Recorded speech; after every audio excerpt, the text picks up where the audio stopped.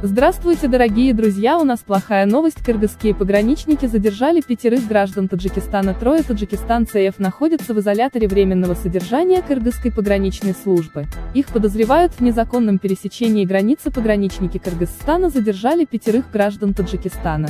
Об этом сообщает информационное агентство Pars Today.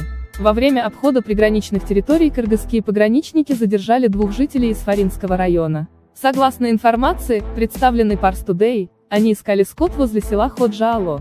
На данный момент граждане Таджикистана отпущены. Еще одно задержание произошло ночью в Ошской области Кыргызстана. Так, пограничники остановили 3 граждан Таджикистана в возрасте 41, 39 и 20 лет. По данным агентства, они возвращались в Лахшинский район Таджикистана после работы на кирпичном заводе в Бишкеке, однако граница к этому времени была уже закрыта. Сейчас жители республики находятся в изоляторе временного содержания Кыргызской пограничной службы в Жон-Алайском районе. Их подозревают в незаконном пересечении границы. Напомним, в целях безопасности Кыргызстан ввел ограничения на въезд на территорию республики для таджикистанцев. Беспрепятственно пересекать границу страны могут только те граждане, которые работают в дипломатических представительствах и международных организациях. Покидать Кыргызстан таджикистанцам разрешено через 5 контрольно-пропускных пунктов. Это Кулунду, Кайрагач, Кызылбель, Бардоба и Карамык.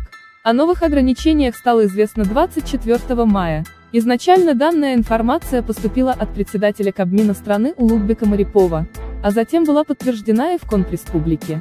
Кыргызские пограничники ранее задерживали граждан Таджикистана за незаконное пересечение границы. Так, один из инцидентов произошел 28 мая в селе Каратёй Таильного аймака Жокиндичон-Алайского района. Напомним, ситуация на таджикско-кыргызской границе обострилась в конце апреля 2021 года из-за принадлежности водораспределительного пункта Головной.